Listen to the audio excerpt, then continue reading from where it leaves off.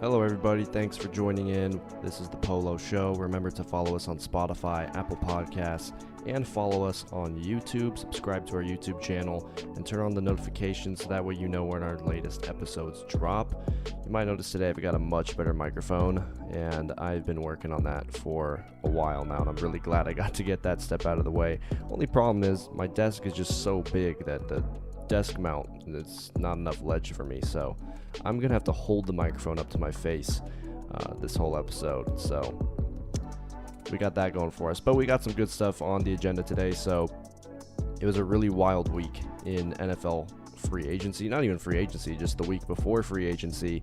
We had a lot of trades go down, a lot of speculation of where certain players are going to end up, and we'll talk a little bit about some of the moves that were made this past week in terms of Russell Wilson and some other quarterback movement. We'll also talk about what that all means for Jimmy Garoppolo's market and where he will end up. I'll give you my prediction of where he'll end up now. I originally said the Steelers. I am changing it based on things that have transpired.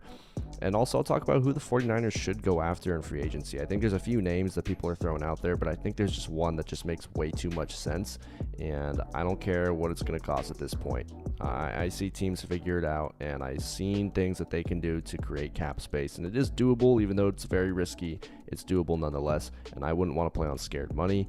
And then we'll get a little bit of Warriors stuff in today because there were some really good things that I saw from the Warriors this past week. But let's dive right into it. I don't want to waste any more time. So this past week, we had a few things happen. The first domino that fell was Aaron Rodgers is staying in Green Bay. And that was something I did not expect that. I really did think that this was going to be the year that he gets himself out. Now, the interesting thing is, we don't know the actual contract. The contract that Ian Rappaport and others reported was a 4-year, $200 million deal with like $153 million guaranteed. But Aaron Rodgers himself came out and tweeted he is playing for the Packers, but those details are incorrect. And I'm really interested to see what that is, because they did franchise tag Devontae Adams. I haven't seen them make any cuts to guys like Zadarius Smith like I thought they were because of the cap hell that they were in. So clearly, they're going to be going for a title really, really hard with Aaron Rodgers, and it's probably his last contract that he would have with the Packers, I could imagine. So that was the first domino to fall, and it's like immediately after that, people were like making fun of Denver, like, oh man, they missed out on a quarterback again, and then boom, what do you know? Russell Wilson gets traded from Seattle to the Denver Broncos, and I don't know if anyone really saw that one coming.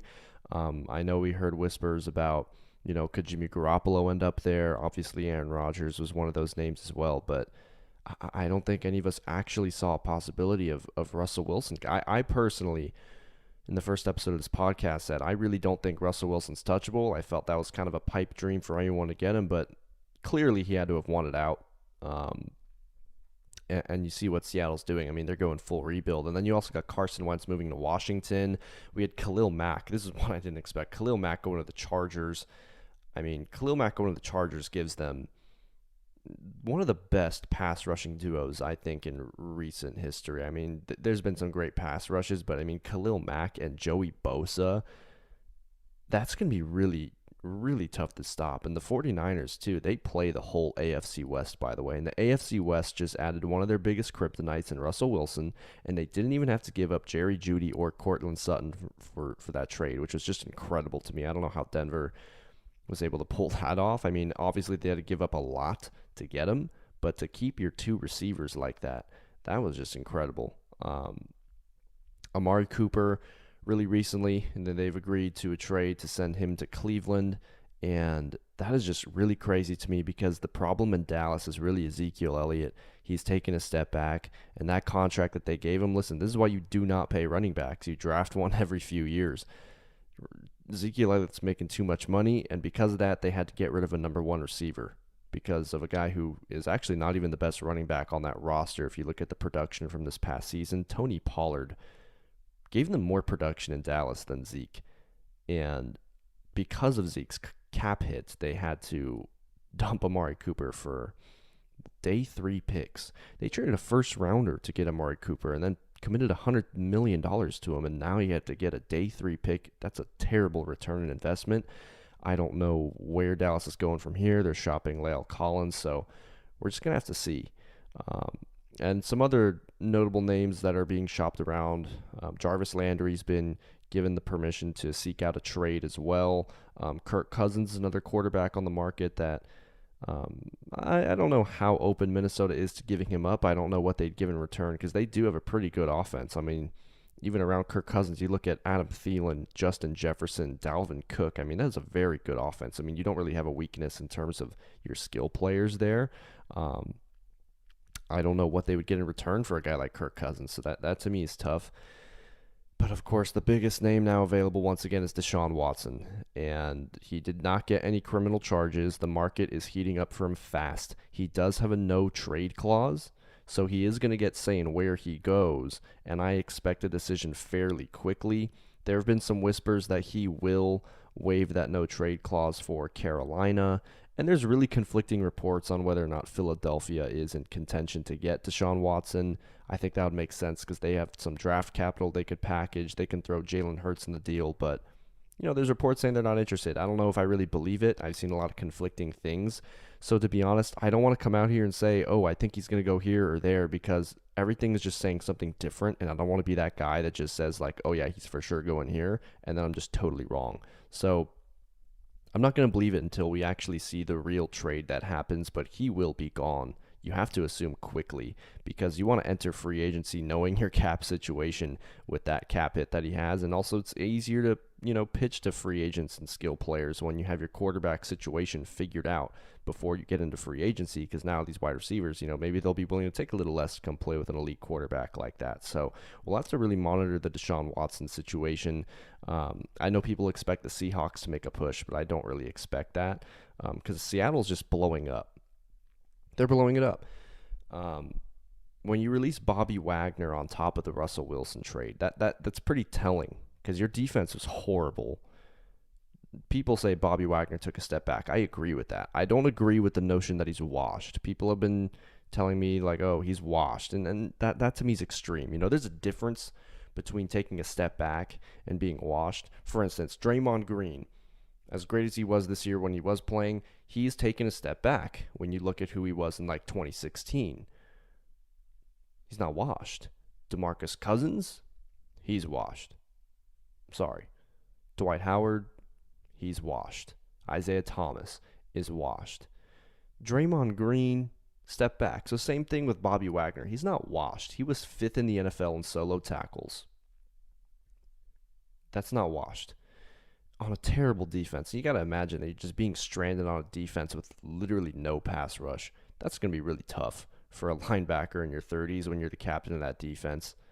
I'm sure Bobby Wagner on another defense like the Cowboys, if they can replicate their success, or the 49ers, if they really went after him, you got to assume he's going to succeed when he has that support around him, and I don't think people are really taking that into consideration. But releasing him, if you're Seattle, just tells me you're going full-on rebuild. This is not a retool situation because there is no potential upgrade for Bobby Wagner on what is already a terrible defense. And that Jamal Adams trade just really set them back really, really far. And I would say I feel bad for Seattle fans, but man, I don't. And you Niner fans know that you don't either, because I remember my 13-year-old self just being so fucking heartbroken after that NFC title game in Seattle, and I remember the Legion of Boom and seeing it all crumble apart while the Niners look like they have their franchise quarterback. It's a great feeling to be in, man. It's a great feeling to be in if you're a 49er fan right now, really a fan of anyone in the NFC West for that matter. That was a team that just gave people trouble. I mean, they even beat Arizona in the end of the season. I mean, they put up a lot of points on the Cardinals. Russell Wilson's just been a problem in the NFC West. He's just been one of those guys where no matter what team is around him or how bad the offensive line is, he always puts his team in a position to win football games. It's really nice to have that out of your division. Now, the 49ers still have to play him because they do play the entire AFC West. The Chiefs, that's just a loaded division. You look at the quarterbacks, Patrick Mahomes, Justin Herbert, Russell Wilson. Derek Carr is not a bad quarterback, but he is by far the worst quarterback in that division. And I don't see Seattle, like I was saying, pursuing, like, obviously they'll pursue Watson, and that's what we've heard, and they now obviously have the capital and some players they could send over there, and it would be a really nice haul. But the problem is Deshaun Watson has a no trade clause, and Deshaun Watson spent a lot of time in this Houston organization screwing him over by getting rid of players that could help him win football games. I mean, they traded away DeAndre Hopkins for a bag of chips to Arizona. Why would he waive a no-trade clause to go to a team that has just blown it up if the dude wants to win? And you're going to have to go through probably the one division in the NFC you wouldn't want to have to go through because of the Rams and the 49ers and even the Cardinals. I don't see that happening. Carolina is supposed to make an aggressive offer. That has been a consistent report. And if I had to give my best guess, I would say, based on things that have been coming out, sure, he would be a Panther. But like I said, I don't know where he's going. In terms of Deshaun Watson, I've been in a lot of Twitter spaces trying to like speculate, like where could he go? And a lot of people think the Eagles because of the capital and the players they could give up, and that's totally true. My biggest nightmare scenario, if you're a 49er fan, is if something comes out of nowhere, and it's possible. And the reason it's possible is because, like, you look at the Odell situation, for instance, this past season, people were saying the Packers were an option. I think the Saints were there too. No one was really saying the Rams were a suitor, but bam, out of nowhere, a report comes out, and Odell Beckham is an LA Ram. My nightmare scenario, if you're a 49er fan, because you got to imagine he's coming to the the NFC, because he's coming from the AFC. Usually you trade those players out of conference so you don't have to deal with them.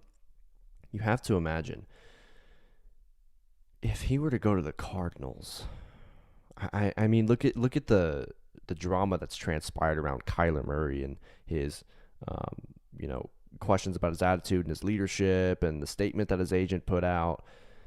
Maybe they're sick and tired of him, and they package a trade together and call up Houston and say, hey, let's basically swap quarterbacks. You guys get Kyler Murray, who's a number one overall pick type talent. He is on his rookie contract still.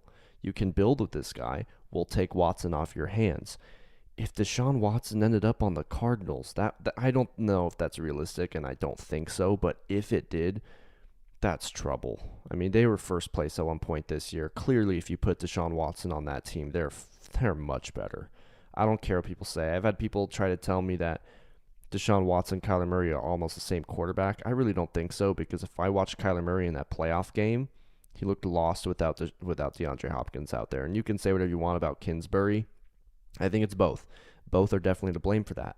But I saw Deshaun Watson clearly prove that he's a top tier, elite level quarterback. I've not seen that from Kyler Murray. I've seen flashes where he could be that, but it never sustains for the course of a whole season. We're talking about this guy being an MVP candidate, but then you get to the end of the year or end of the season, and he's never really one of those top guys anymore.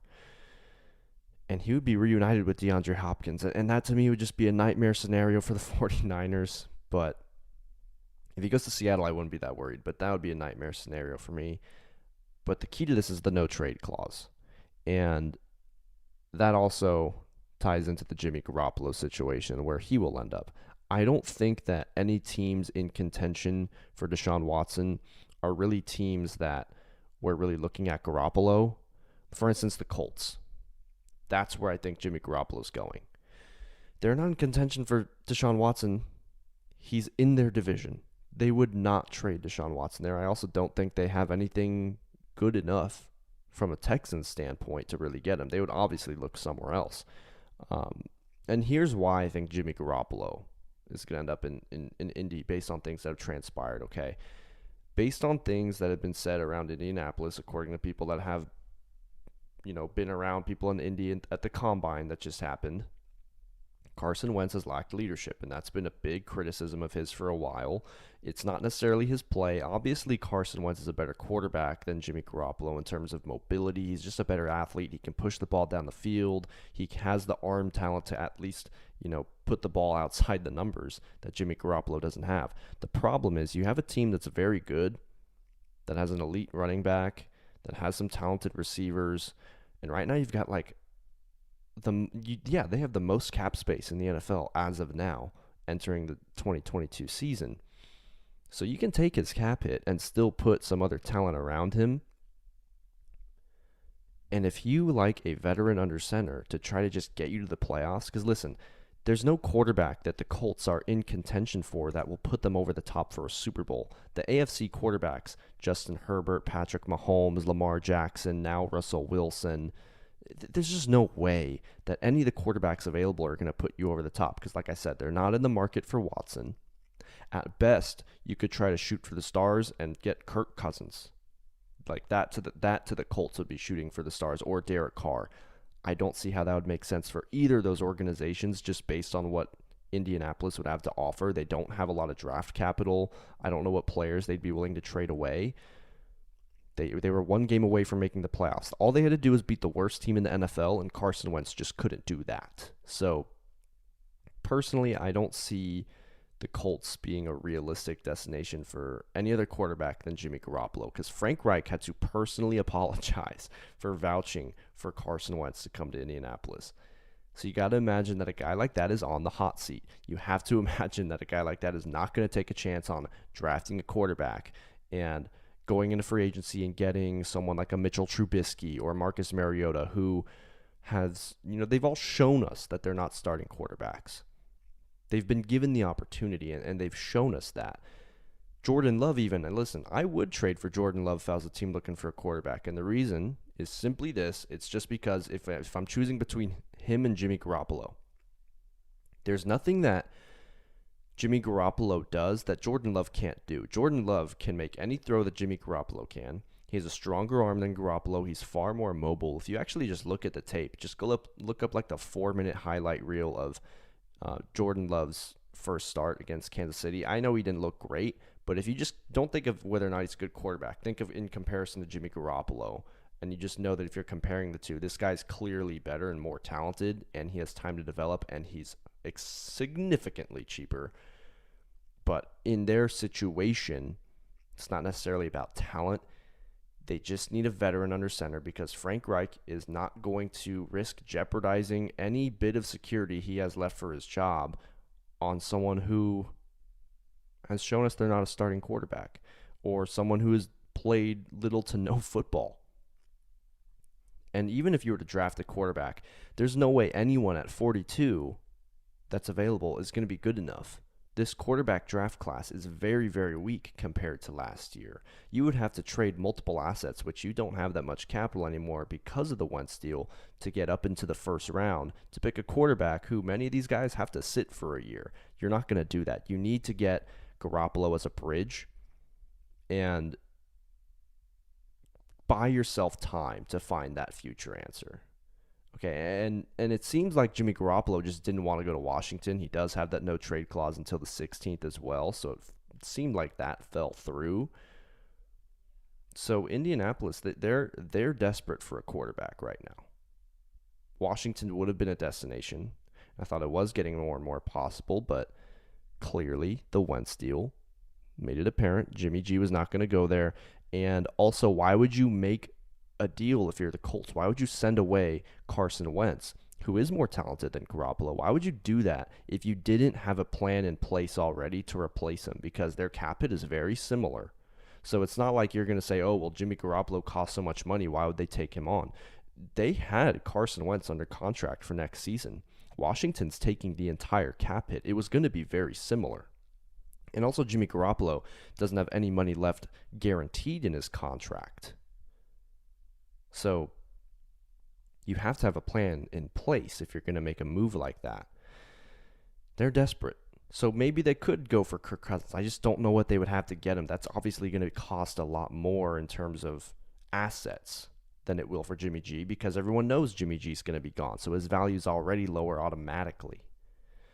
And John Middlecoff did say that there is a second-round pick on the table for Jimmy G. Just don't know where from, but supposedly there is a second-round pick on the table for him. I believe it, and believe it for only the reason that I think this delay is actually not on finding a trade partner or a deal in terms of assets and compensation for Jimmy Garoppolo. I think it's more just Don Yee, his agent, negotiating a contract extension for Jimmy, because wherever you go to, you want to have that security of guaranteed money. And like I said, there's no guaranteed money left in his salary. So as an agent, you want to secure your future for your client. You want to get guaranteed money up. You want to have multiple years locked up. You don't want to have to go into free agency. You want to make sure you secure that now and also have a say in where you go at the same time. Personally, I believe there are multiple teams that want Jimmy Garoppolo. They have put their offers on the table. They have negotiated with John Lynch and the 49ers this whole time. They understand what the parameters on a deal would be, and they have come to agreements. And it is simply just up to Jimmy Garoppolo and Don Yee in deciding where they want to go and negotiating a contract from all these teams to see what their best offers are. And it's kind of like right now, I think Jimmy Garoppolo is essentially just a free agent. It's almost like he's a free agent. He's still in the Niners, but in terms of just trying to figure out a contract because of that no trade clause, he's going to get to choose where he goes so long as he makes a decision before the 16th, but he obviously will do that. So it's almost like he's a free agent, figuring out which of these teams he's going to prefer to go to. So that's where I think the delay is coming from. And like I said, he should be gone before the 16th. I'd even argue before the 14th because that's when the legal tampering period starts. And this is a point I'll bring up and other people will bring up too. I've had a lot of discussions with people. It is really hard to pitch to skill player free agents like wide receivers. How are you going to pitch to them if you have a backup quality quarterback on the top of your depth chart when you're beginning negotiations? And the legal tampering period begins on Monday the 14th. So I would totally argue that it could be done Sunday night or Sunday afternoon. So we'll just have to see. You know, it would also definitely make sense for the Colts to get an extension done, like I said, because you want to have continuity at the quarterback position. Sorry if you hear some noise. I got to move my microphone. Like I said, I'm holding it. But the Colts have been going through a quarterback carousel. I mean, they've had no continuity under center. I can't even name off the top of my head like their last 7 quarterbacks, but it's been a lot. And you got to think that they just want a break from that. They just want a guy to give them some time to find their true answer at that position, because you got to know, like I said, they're not on the market for Watson, but just a bridge to buy them some time. Garoppolo is the easy option because guess what? He's not going to be as expensive as going after Kirk Cousins or Derek Carr. He's not going to be as expensive in terms of draft capital because you don't have a lot of that. If you were to send that 42nd pick that you got from Washington to San Francisco for Jimmy Garoppolo, that's a pick that you didn't have anyways. It's a pick you can't use on a quarterback anyways. And guess what? The biggest hole in your team right now, if you're the Colts, is the quarterback position because you just traded away your starter. So you're going to use that pick for the most important hole that you have on your team. And it doesn't have to be through the draft. It can be just trading for your starting quarterback who's going to hand the ball to Jonathan Taylor, throw some slant routes, throw over the middle of the field, and you just hope he can get you to the playoffs because you never know what can happen any given Sunday. And that's simply the mindset I think the 49ers had in the back end of this season was, listen, we weren't a great team this year, and people like to act like they were dominant. Not really until the end of the year because they were injured. But if you really look at it, Jameis Winston doesn't tear his ACL, the 49ers probably don't make the playoffs because if they didn't win that game in LA, the Saints are in, not them. So if Jameis Winston is having the best year ever for his career, if his knee doesn't go down, then who says the Niners even make it? So if you're the Colts, it's just that same mindset the Niners had. And listen, it almost got them to a Super Bowl. Just get to the wild card. You never know what can happen. So personally, I think that's where Jimmy Garoppolo is going to end up, is the Indianapolis Colts. I don't know what's going to happen in terms of what day, but the 16th is kind of like an unofficial deadline because that no trade clause expires. All teams have to be under the salary cap. And listen, I keep seeing people talk about they can cut Jimmy Garoppolo. I just want to make this very clear. They cannot just cut Jimmy Garoppolo. They can't do that. Listen, okay, they can cut him. Here's the problem with cutting him. I see multiple people the last 48 hours, and I'm not trying to throw shade on anyone saying this. I know this cap stuff is really confusing, and his contract has some really confusing verbiage in it as well. I'm still trying to fully understand it, if I'm being totally honest with you. But a lot of people are saying if you cut Jimmy Garoppolo, you'll only pay $1.4 million in dead cap space. That is not true. If you're hearing that, it's not true. They will have to pay more. They will have to pay more because the $1.4 million in dead cap is coming from a prorated signing bonus in his contract. So yes, that's correct. If they cut him, they do owe him that $1.4 million. The problem is when you look up on these websites like Over the Cap, which is a great resource to see how much teams could save if they trade or if they cut a guy or if they restructure or extend. It's a great source. And when you go there, if you put under Jimmy Garoppolo that if they cut him before June 1st, it says 1.4. What that's not taking into account is Jimmy Garoppolo's $7.5 million injury guarantee, where if he is cut at a time where he's injured, and I believe that this is how it works because there's a thing about a physical. I believe it works as in if he's cut or released at a time where he can't pass a physical because of injury, the 49ers owe him $7.5 million in an injury guarantee on top of the $1.4 million signing bonus that's prorated. Therefore, if you release Jimmy Garoppolo right now because he just had that shoulder surgery and is recovering, he would not be able to pass a physical, so you would owe him $8.9 million in dead cap. That would be going against your cap space. If you're San Francisco, you'd have $8.9 million in dead cap for Jimmy Garoppolo to just go play for another team this season. And yes, it does come off the books, but from what I've been told, that $7.5 million comes off the books if he earns the same amount of $7.5 million or more with another team. I don't like that verbiage is really important. Not sign, earn.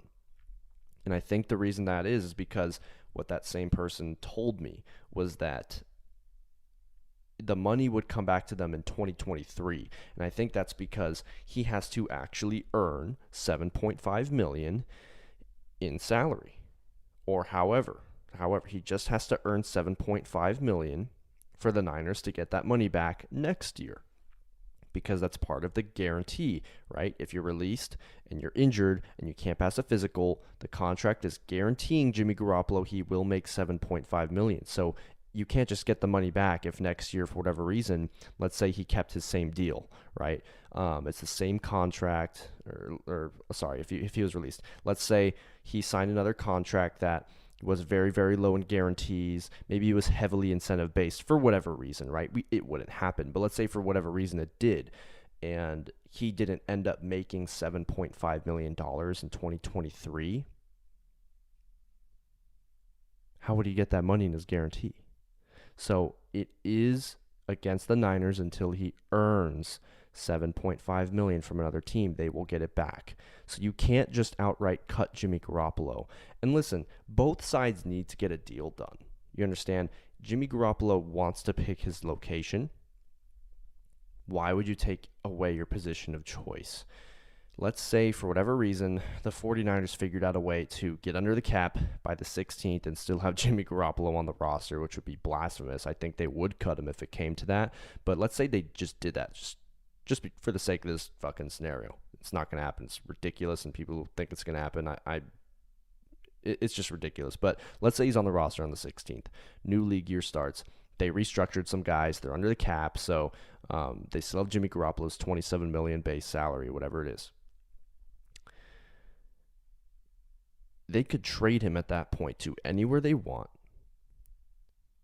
They don't have to wait for Jimmy Garoppolo and Don Yee to figure out an extension. They don't have to get his okay of whether or not he'd play there or not. They can just say, pack your bags. You're going to Pittsburgh or wherever the hell that they want to send him to. Whatever the best offer is that they're getting for him. Like, it doesn't matter. They have other priorities. Even after re-signing guys like Kentavious Street, Maurice Hurst, and JaMychal Hasty, and Jawan Jennings, they still have over 20 other free agents that they need to address. And I'm not saying they're going to bring them all back, but that means a lot of holes need to be filled, and they can't sit and wait for you to pick a spot. They will move you, and you will have no choice, or they will cut you.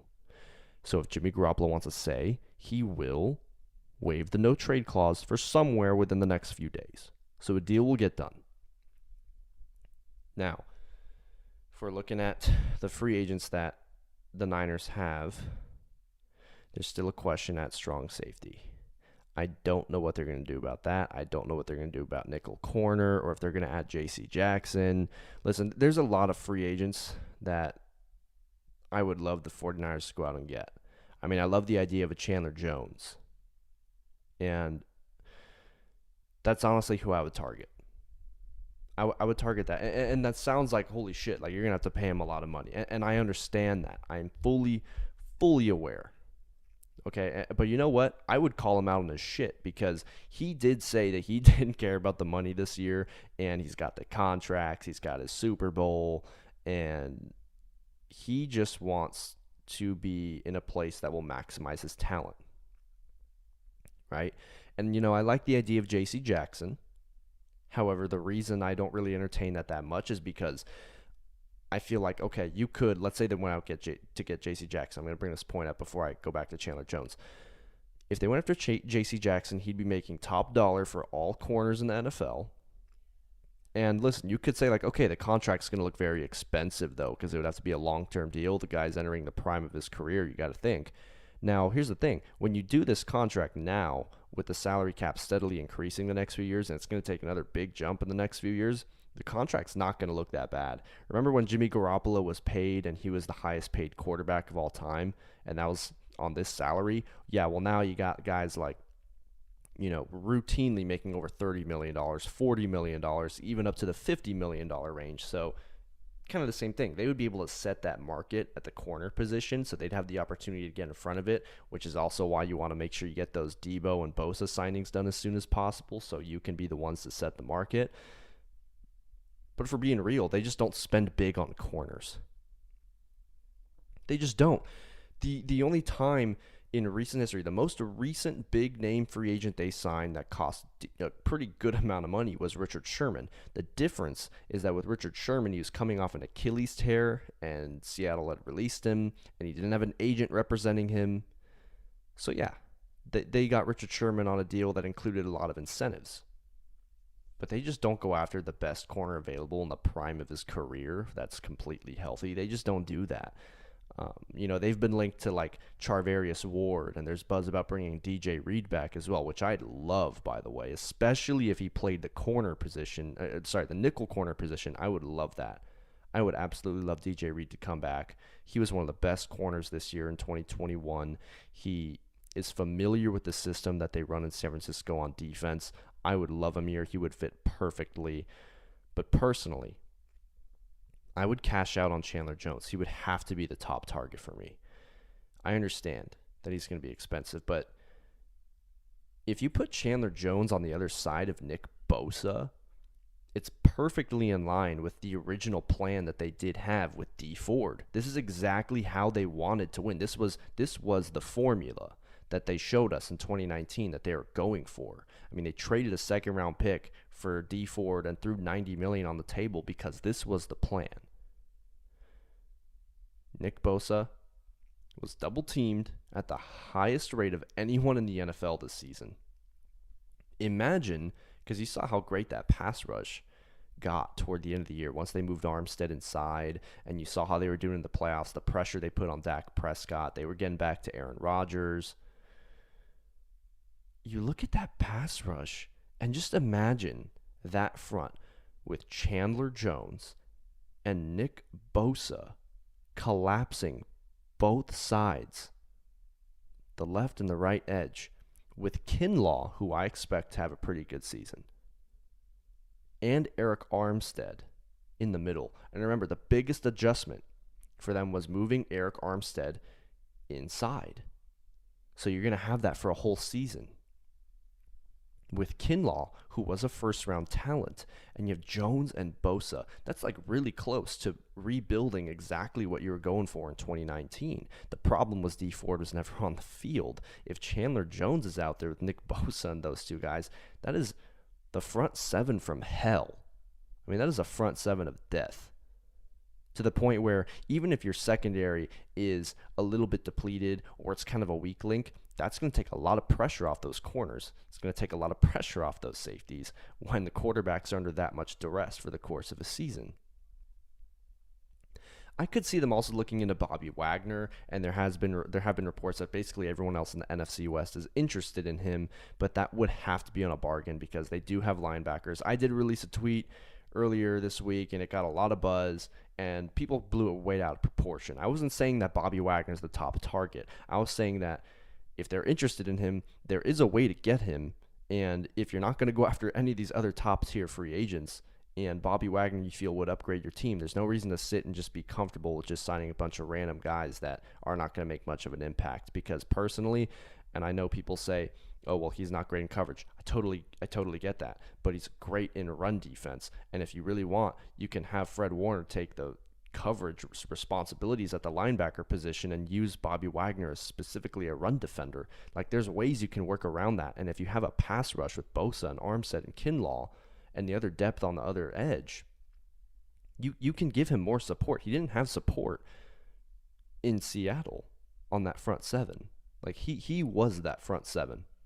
Unless when they decided to throw Jamal Adams out there, like, basically as a linebacker, whatever you want to say about Jamal Adams. But that would have to be on a bargain either way because he has lost a step.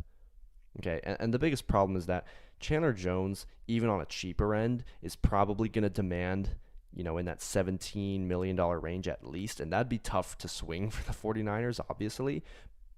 The biggest key for them, regardless of what they do in free agency, they just have to hit on their draft picks.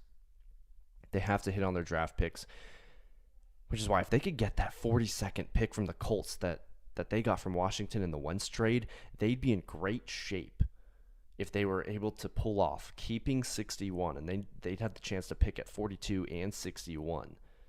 And you could say, okay, well, they could trade up. Yeah, well, I wouldn't use those picks. I would try to trade up with picks from the later rounds to get up, like maybe the third round picks that you have, because they don't necessarily need to draft in round one to hit on picks anyways. I mean, if you look at their history, Deebo Samuel, Fred Warner, George Kittle, DJ Jones and Elijah Mitchell, they even get some undrafted free agents that turn out to be studs. Like, they're by no means a team that doesn't hit on draft picks in the middle rounds. The middle rounds is where I'd say they find more success than the first rounds. I mean, their first round picks under Shanahan and John Lynch were Solomon Thomas. That was a horrible pick. Reuben Foster should have been great, but put himself in bad situations and was pretty surprisingly injury prone when he got to the league. The only no-brainer first round pick they had was Nick Bosa, so I don't give him too much credit for that. I mean, that was a no-brainer. Kinlaw, the verdict is still out. I believe in him. And then Brandon Ayuk was a good pick. But this is not like a team where Deebo wasn't a first rounder. George Kittle wasn't a first rounder. Fred Warner wasn't a first rounder. If you just have 42 and 61 and you're able to get, a corner or an edge, or if you're able to just get both with those positions and then possibly have Lindstrom fall down to you in the third round or whatever it is, that's a huge win for the 49ers. Now, at some point, you do need to find a contingency at right tackle because now that you're going to play the AFC West, I mean, that game, Khalil Mack and Joey Bosa coming off both edges, you're going to need to solidify that right side of the line, but it's going to come down to the draft and hitting on their picks because I don't expect them to spend big. Personally, I would go out and get Chandler Jones. Just go all in. Fuck playing on scared money. And so many 49er fans are so satisfied with playing on scared money, and I call bullshit on that because when you're not always constantly trying to get better, you're automatically getting worse. And I'm not saying that the 49ers are conservative. They're by no means conservative. They're very aggressive. I mean, Trent Williams was a move. They signed Kwan Alexander in free agency. They went out and got D Ford. They traded all these picks to get Trey Lance. They were trying to get Deshaun Watson and Matt Stafford. They are aggressive. The difference is that when they make a big move, they don't continue to look for those big splashes that can continue to put you over the top. Like the LA Rams, for example, they put that whole team together, but also in the middle of the season, when they were a good team, they added Von Miller. And then after that, Odell Beckham became available, and they got him just because they could. That kind of mentality is something that the Niners lack just a little bit. And every year, I hear people say, yeah, well, doing stuff like that is just not sustainable. Not sustainable might, I don't care about that as much as some people think, and that might sound ridiculous, but the only thing I see that's sustainable about the 49ers with this philosophy that they have, with this mentality, is you're sustainable in losing. You get to so close, you just hang your hat on getting so close to a Super Bowl, You're just going to wear that on your cap that you lost an NFC title game and you made it to a Super Bowl and you lost that a couple years ago? Like, no. There's always a team every year. The problem is not that they don't make moves. The problem is that there's always a team every year that was willing to make one more move than San Francisco that put the other team over the top. And the fans realize that. But at the same time, I see a lot of people say, like, just play it safe. Just be patient. Just wait. They have a plan. They've had plans, and it hasn't worked. I'm not going to say, like, it completely failed, but it hasn't worked. It didn't execute the way that it was supposed to. So I would go out and get Chandler Jones to give myself the best possible chance to win this year. Because I look at the free agents they do have, and a lot of them, to me, is a compliment to the Niners. I believe they could spend money on a Chandler Jones because I believe in their ability to develop people on that defensive line or the linebacker position, anywhere on that defense. I expect them to be able to develop. Ambry Thomas looked very good in the back end of the season when he got his opportunity. Dre Greenlaw came out of nowhere, was pretty good. Azeez Al-Shaair shined this year in the absence of Greenlaw, and he was pretty good. I expect them to give him a multi-year extension as well. I just expect them to develop these guys. So, to me, you can go get a big name like Chandler Jones to just make you an absolute cheat code on the front line. And you can draft. Like, you have a good amount of picks, too. Like, go draft some secondary players. And I'm all for bringing back Jason Verrett on a very, like, veteran minimum contract. Because even though he's been really injury prone, I know people are really against this.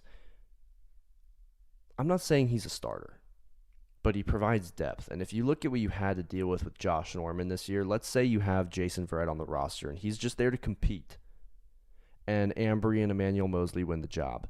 If one of them goes down, you're going to feel a lot more comfortable with Jason Verrett on the field, and you're not asking him to get you like 17 starts at that point. But maybe if someone hurts an ankle, maybe you're hoping that he can get you 3 or 4. That's the difference. And let's say they did re-sign him and he came in and he won the job. That's a very good problem to have. If you have a guy like that that's on the brink of taking someone else's job, that means you have good depth. That's a good problem to have. And I was talking about this on a space earlier yesterday because depth was a problem in the secondary, not so much the defensive line. But Josh Norman and Trey Kirkpatrick and Lenoir didn't look so great at times. That was a big hole. Like, one guy goes down, and all of a sudden, it's the biggest weak link for the 49ers. So if you can bring back Verrett on a veteran minimum, why not? And just go cash out to make your pass rush a cheat code. That, to me, would be the approach for the 49ers. The question I think many 49er fans have at the moment is what their plan is to create cap space aside from the Garoppolo trade, because restructures, extensions, without those moves, there just isn't any room for them to make moves of any significance that will result in an upgrade. Other teams like New Orleans, they've been getting restructures done with their star players like Alvin Kamara, Michael Thomas.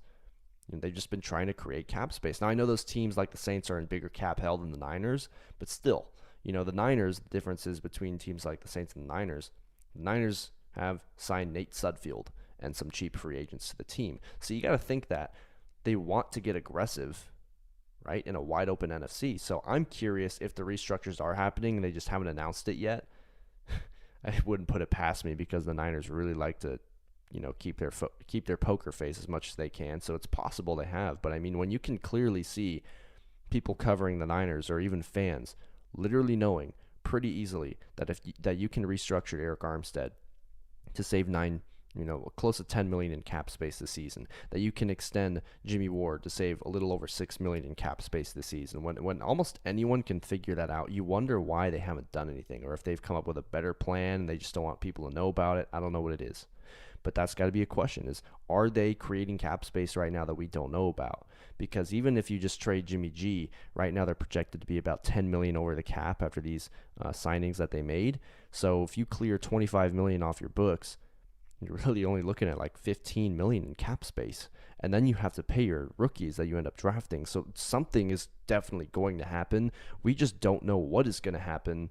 I mean, we know it could, but we don't know what is definitively going to happen with this San Francisco team and contracts So we're just going to have to see. Maybe they'll surprise us and do even more than we thought. Maybe Parag.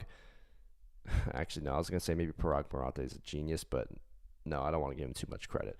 But it's definitely a question nonetheless that to me is weird. It's weird. It's weird. Like, I get the Garoppolo thing, but why have you not done anything yet to create cap space when I see all these other teams doing it? I mean, the Packers obviously have to do that too. Like, if you're San Francisco, you were this close to a title.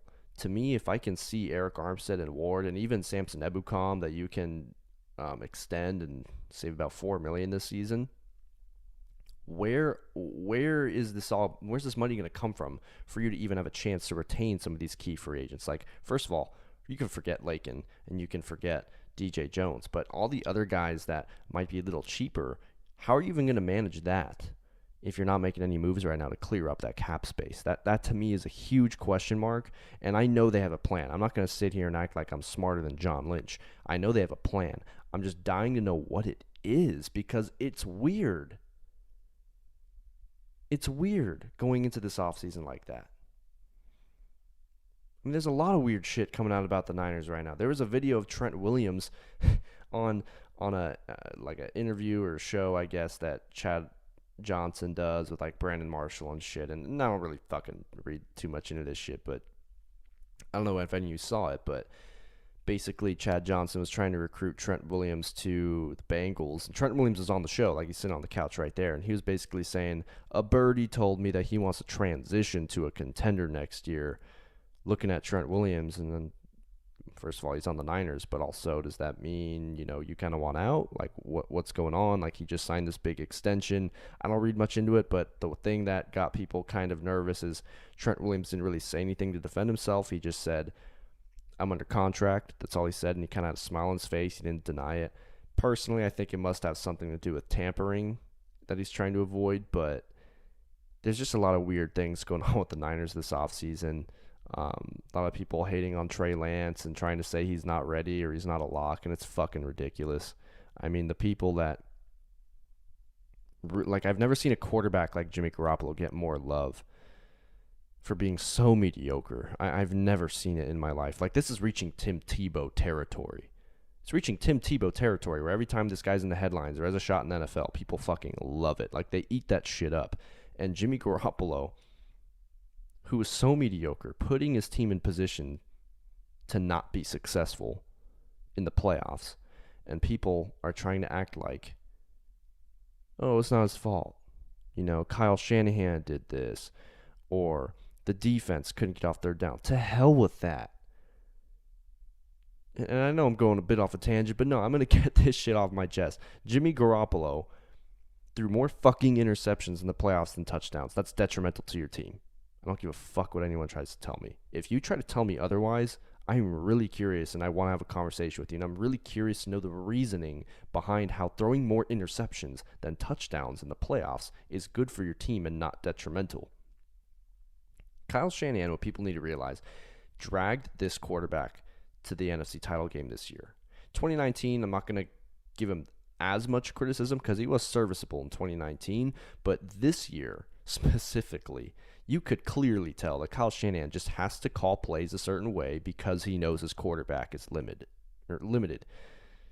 He can't, call plays for him that you can call up for, Justin Herbert or Russell Wilson. Like, this is a dude that doesn't have that ability.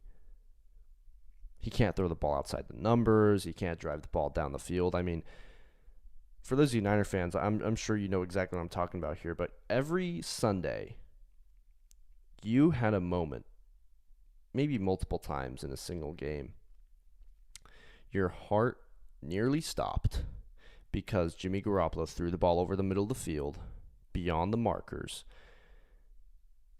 and you couldn't see where it was going to end up because the camera wasn't showing you what was on that side of the field. And you were just worried, holy shit, where is this ball going to go? And you're hoping just don't get intercepted. So like it just hits the ground because he overthrows someone by 10 yards. You're like, oh, thank God.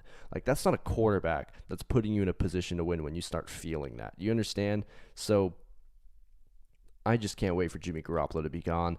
I got to be honest. I really can't wait. I mean, this whole leadership, I've been trolling about this shit for a lot this week, for a while, because it's just really fucking hilarious. Like, I even jump into like some spaces and just try to feed people into it, and people find it really, really enjoyable. I mean, what? Jimmy Garoppolo is such a great leader that, yeah, the only reason he's leaving is probably because he just wants his boys to get paid. Such a great leader.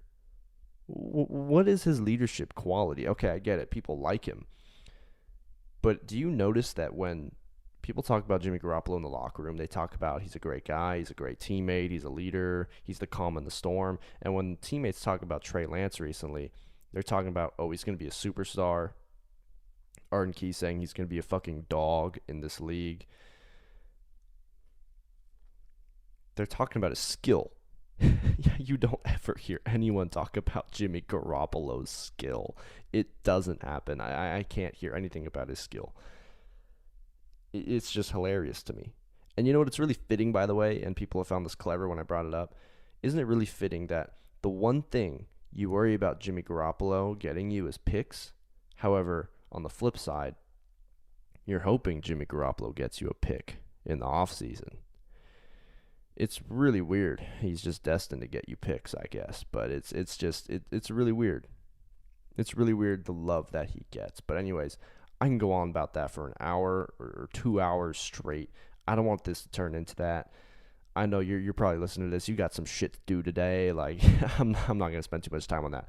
But anyways, it is going to be an interesting few days, and expect a Jimmy Garoppolo trade definitely before the 16th. I would argue even on that Monday the 14th, so that teams can negotiate like the Colts, saying Jimmy Garoppolo's our quarterback, not Ellinger. So let's go ahead and move on from that, and we'll talk more about it.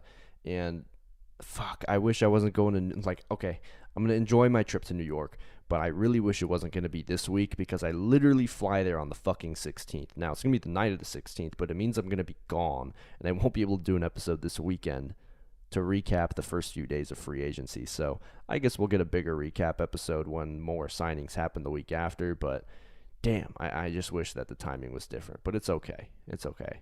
I'll be celebrating with drinks in Manhattan that Jimmy Garoppolo is off this roster, and we can finally move on to the chapter of Trey Lance, and I'll enjoy myself. But let's move on to the Warriors. And I've been really tough on the Warriors on this podcast ever since I opened it, and I swear it's just the timing. Like, when I opened this podcast, they were struggling, okay? I was really high on them all year, but then when they started struggling, that's like when I decided to start a podcast. It's not like I'm a Warriors hater, so don't hit me with that. But right now, they're finding some rhythm.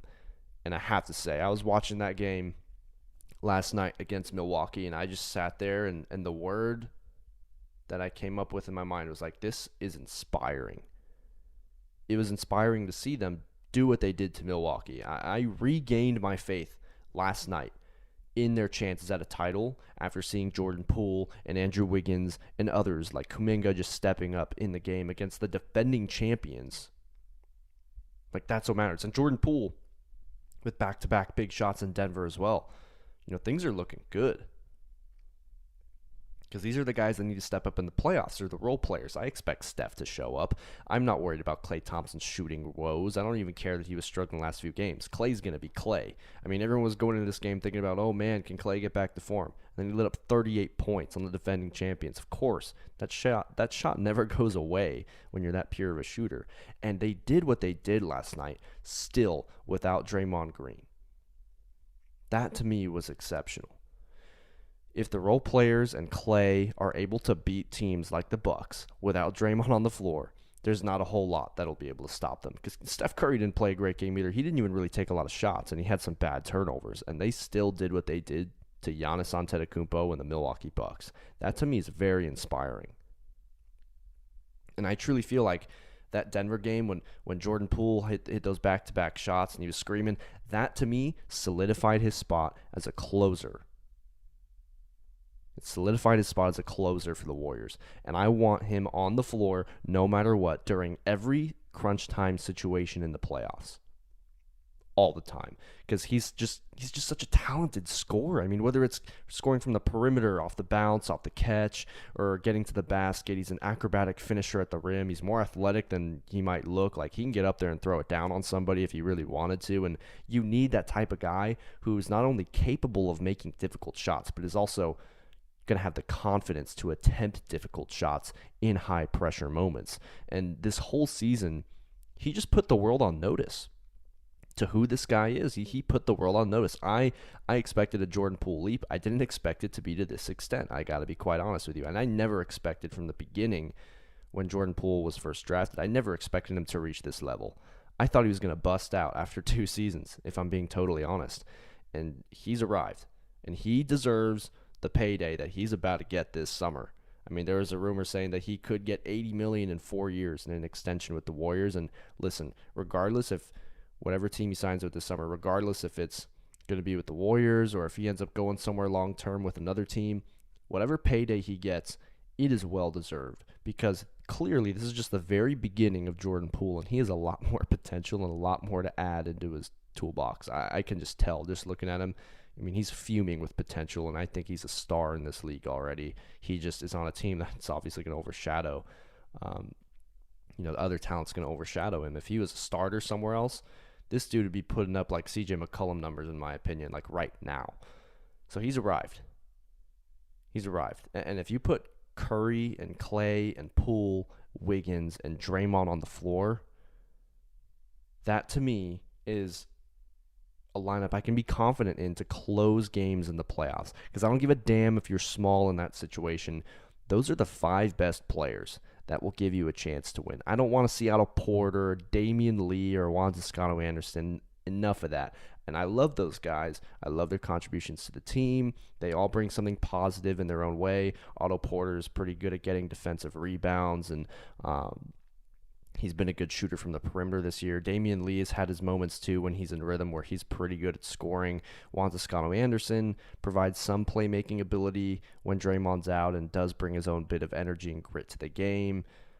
He brings a lot of effort. I love that stuff, but with a game on the line, just play your best 5. And that's why I love that they started Jordan Poole against Milwaukee as well, instead of rolling out like Moses Moody, who I like, and I think is going to be good. But instead of rolling him out or rolling out like Otto Porter in that situation, I love that Steve Kerr didn't mess around. He said, I'm putting Jordan Poole out there. Roll with the best guys you have. Don't be cute with it.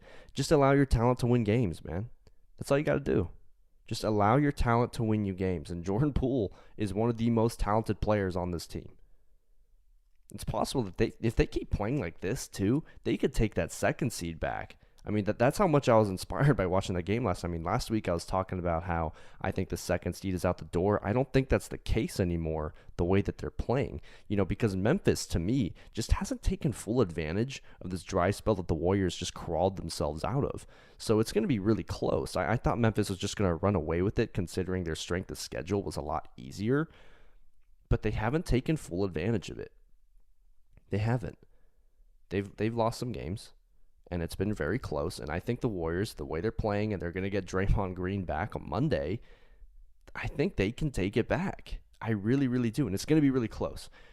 Phoenix, they're running away with the 1st seed, but the 2nd seed is going to be very, very close. And it's also going to be really crucial with Draymond coming back, just getting them into rhythm as a unit. Remember, this is a team who, and if you're noise again, I'm just switching hands on my microphone, but this is a team who has not played. They have not played their regular starting lineup, their actual starting lineup, the whole season. So with getting him back, you're going to be able to use this time to get in rhythm as quick as possible before playoff time comes around. And the thing is, the helpful part is Klay Thompson has played with Draymond for years. Steph Curry's played with those two for years. Draymond knows how to play with Klay in return. So that stuff should speed up the process. It's not like this is a new asset that you added to the team that you need to get acclimated to the offense and getting the right amount of touches. It's going to be a small learning curve, but just the rhythm with that style of play for everyone else is going to matter, like Andrew Wiggins or Jordan Poole, because I'm assuming that that's going to be the closing 5 I just mentioned. Like, that lineup needs some minutes. Like, they need to throw that lineup out there quite a bit, in my opinion, so that they can get experience playing together, because I think that is going to be your best bet closing playoff games. So this is going to be really crucial to see over the next few weeks how they can gain rhythm together as a unit with Draymond back. And I'm also just curious to see how he looks. Right? Is he going to pick up right where he left off as the runaway defensive player that we saw, or are we going to see a guy who looks clearly compromised? Like, because if he's not 100%, I'm worried. But if he goes out there and looks like he hadn't missed a beat, I think they're good. I think they're in good shape. That's a team where Phoenix, you're not going to want to face them, because I was there on Christmas Day. I saw that shit. I saw that shit. I saw Steph Curry go out there, drop a 30 bomb. I saw the Warriors without Andrew Wiggins and Jordan Poole, and I think Damian Lee didn't play that game. No James Wiseman, obviously no Klay Thompson, and I still saw them win that game on the road in Phoenix. And some people were like, "Oh, well, it's a weird start time. The game's weird. It's Christmas Day." Yeah, well, guess what? The playoffs are kind of fucking weird too. It's not like a regular season game. So that's not a team, if you're Phoenix, that you want to see. Now, I do think Phoenix is still the favorite. I don't think it would be fair to call the Warriors the favorite again. I think that's right. Pump the brakes. But I'm definitely not going to say that the Suns are going to run away into the finals. I still think that the way it's seeded right now, the top three teams, the Suns, the Grizzlies, and the Warriors, like, those are the top teams to get out of the West, obviously. But now I think the difference is I don't see Memphis actually beating Golden State in a 7-game series, because, listen, as much as I love John Morant and I love those, that Memphis Grizzly team, like, they're just full of grit. When you get to the playoffs, this is not a win and, get in, like, play-in tournament situation where you got, 2 games to play Golden State. This is like best of 7. You got to beat Steph Curry, Draymond Green, Klay Thompson, Andrew Wiggins, Jordan Poole. You got to beat them 4 times in the span of 7 games. That's really difficult to beat them 4 times in the span of 7 games. It's really difficult. John Morant's great. He's nowhere to the level of LeBron James when LeBron was in Cleveland. LeBron had trouble trying to beat him 4 times. I'm just saying. I'm not even talking about the team with Durant. I'm talking about 2015. And I know Kyrie Irving and Kevin Love are out, but still. It was really troublesome. Beating this team 4 times in the span of 7 games, like this losing spell or dry spell that they just had, was something that we haven't really seen them have under the Steve Kerr era when their guys are healthy. Like, as long as Steph Curry's playing, that's not what we've seen in the Steve Kerr era. It's just been a complete anomaly. It's been really weird. It's been a very strange season. You're not going to get the type of Warrior team when you get to the playoffs. They're a different animal. This is a team with championship experience. Listen, similar to why I said Jimmy Garoppolo should end up in Indianapolis. You look at the people available, you're not going to roll out guys who've never been in those moments. Jimmy Garoppolo, as limited as he is, and as much crap as I'll give him as a quarterback and as a really shit thrower of the football, unless it's 3 yards past the line of scrimmage. I don't want to go any further. I'll go all day if I do that. But when you've been to those moments, when you've experienced a finals or a conference finals or a fucking Super Bowl and NFC title game, even if you only threw the ball 8 times, being there matters. Experiencing those moments matter, because you know what it's like to prepare for those situations. Going into a conference finals, you know what to expect. Going into the finals, you know what to expect in terms of media attention and the difference in the atmosphere and the way the games are called differently. You understand it more than teams who haven't been there, because all these teams, like Memphis especially, they're a young team, they're hungry, they've got a lot of energy. But what they're not going to understand as well as the Warriors are, is the difference in the type of game that's played in April and May as opposed to, the wintertime. It's a different type of game. You play it like, listen, you may be playing a lot harder than everyone else, but listen, these other teams like Golden State, they're full of veterans that are kind of bored of winning. So when you're giving your A-plus effort, it's admirable every night. But I promise you, you're catching the Warriors. A lot of these teams are catching the Warriors on nights where they're only bringing their B-plus game. Because to be quite honest, sometimes the grind is just tiring and you get a little bored of the winning. This is why Steve Kerr a few years ago had them take the clipboard and coach a game. Because he wanted them to get engaged. Like, sometimes it happens. And I guarantee you, Memphis, like this is one of those teams that they don't ever give you a B-plus effort. They always give you everything they have. But other teams are going to match that when you get to April. Golden State is going to match that when you get to April. You're not going to get Steph Curry or Draymond Green or Clay or anybody that has been on this team. You're not going to get any of them taking a night off. You're going to get their best games of the season, their best efforts of the season. And that is going to be different. That's why you're going to see a difference in Golden State, for instance, what I'm trying to say. You're going to see a difference in their play. It's going to go up because their effort is going to go up. Memphis, I don't see it going up at all because they've just been at that consistent, they're bringing everything they got every night. So when another team starts to get up to that level and they just have more talent than you in terms of Steph Curry and Klay Thompson and Jordan Poole and Draymond Green, and you can throw Andrew Wiggins somewhere in that mix, and they have the experience, it's going to be a reality check more likely than not. That's all I'm saying. I like Memphis. I don't like them as much as the Suns even, because the Suns just made it to the finals. Say whatever the hell you want about the Lakers being injured and all that. They still fucking made it. They still had to beat whoever was in front of them. They did that. They got the job done that they had to do until the end. They have more of an understanding than a team like Memphis. So the only two teams really in contention with that understanding is Golden State and Phoenix. And it's going to be really interesting. I do expect that to still, I expect that to still be the conference finals. And it's going to be really fucking fun to watch. And I think the biggest key there is going to be health because, you know, Draymond Green, how does he look? How does Steph Curry and Clay, how do they stay healthy throughout the playoffs? Remember, I don't want to jinx anything, but 2016, remember Steph Curry got banged up quite a bit. Can he maintain health? I think he will. But, you know, a guy who always seems to get hurt in the playoffs is Chris Paul for whatever reason. Like, that dude's just cursed. Every time he gets to the playoffs, just gets injured. I don't know what it is. I mean, even now, like right before the playoffs, he's got a finger injury or a thumb injury. It's just like a curse with Chris Paul. I don't know what it is. But it's going to be something to watch. And Andrew Wiggins was struggling a lot ever since the All-Star break, really ever since Draymond left. But he had a very encouraging performance against Milwaukee again. So if he's back too, the rest of the league is in trouble because we are about to see the Warriors at full strength for the first time this week. Assuming Draymond Green does officially play Monday the 14th, we are about to see them at full strength for the very first time. And it's not going to be perfect as soon as they step out there. But like a week or 2 weeks later, that's going to be the Warriors team.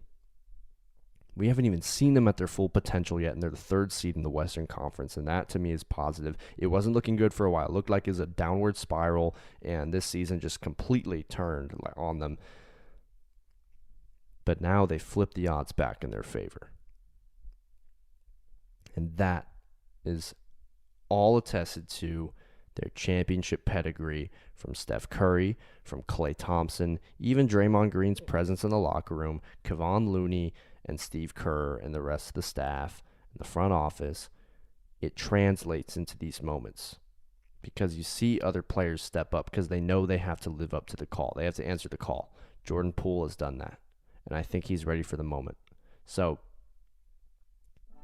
we're just going to have to find out. We're just going to have to wait and see. But that's going to wrap up today's episode, everybody. So thank you for tuning in, whether you're watching on YouTube. If you are watching on YouTube, drop a like. Make sure you subscribe to our channel as well. And if you're listening on Spotify or Apple Podcasts, really appreciate you. Make sure you follow so that way you'll know when other episodes drop. I will most likely not be able to do one, like I said, this next week because I am going to be in New York City. I'm just not going to bring all this fucking equipment over there. It's not going to happen. And I'm also going to be out in the city, and I'm not going to lie. I'm going to be celebrating that Jimmy Garoppolo's gone. So I'm going to be a little bit lit over there. So I'm just not going to be doing a lot of stuff this next week. But the week after that, I would anticipate that I'm going to come back with something big, because obviously a lot of free agent moves are going to happen, and we're going to have to get into all of it. So thank you for tuning in today. I will be back in a few weeks, and remember, follow, turn on the notifications. I'll talk to you all again soon.